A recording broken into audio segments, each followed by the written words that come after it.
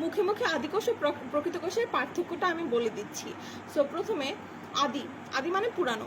So আদিকোষ কোষ আমরা জানি দুই প্রকার, জীবদেহের গঠন ও কাজের একক হচ্ছে কোষ। কোষ দুই প্রকার, আদিকোষ আর প্রকৃত কোষ। এখন আদিকোষে কি কি আছে আর প্রকৃত কোষে কি কি নাই, এই দুইটা পার্থক্য বললে আমরা সব বৈশিষ্ট্য মুখস্থ করে ফেলতে পারবো। যেমন আদি জিনিস যেমন পুরাতন জিনিস, ভাঙাচোরা জিনিস, সব পার্ট একসাথে থাকে না, ঠিক সেরকম। যেমন আদিকোষের কোষ প্রাচীর নাই।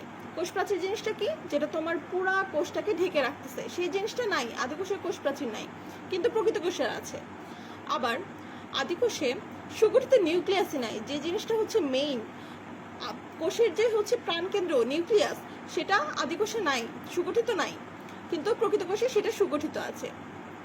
আবার আদিকোষে মাইটোকন্ড্রিয়া নাই, প্লাস্টিড নাই, তারপর হচ্ছে অন্যান্য যে অঙ্গাণুগুলা সেগুলো আদিকোষে নাই, বাট প্রকৃত কোষে ওই জিনিসগুলো আছে। অন্যান্য সাইটোপ্লাজমের যে অঙ্গাণুগুলো সবগুলোই প্রকৃত কোষে আছে।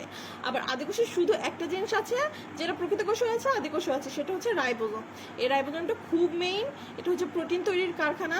সো রাইবোজোম এটা হচ্ছে, আমরা একটা জিনিস কিন্তু মনে রাখবো, এটা তোমার বইতে ইনক্লুড করা নাই, বাট এটা তোমার দিলে তুমি অনেক ভালো নাম্বার পেতে পারো, বাট তোমাকে হচ্ছে টিচাররা একটু ভালো চোখে দেখবে। সো আদিকোষের রাইবোজোম হচ্ছে 70S, 70 লিখে S লিখে দিবা। আর প্রকৃত কোষের রাইবোজোম হচ্ছে 80S। এখন আমরা অনেকগুলাই পড়ে ফেললাম, তাহলে কি কি পড়লাম? প্রথমে হচ্ছে আদিকোষের কোষ প্রাচীর নাই, প্রকৃত কোষের কোষ প্রাচীর আছে। আদিকোষের সুগঠিত নিউক্লিয়াস নাই, প্রকৃত কোষের সুগঠিত নিউক্লিয়াস আছে। আদিকোষের রাইবোজোম 70S, প্রকৃত কোষের রাইবোজোম 80S। আবার হচ্ছে আমি কোনো একটা আদিকোষের হচ্ছে সাইটোপ্লাজমের অঙ্গাণুগুলো নাই বা সবগুলো উপস্থিত নাই, আর হচ্ছে প্রকৃত কোষে সবগুলো উপস্থিত আছে।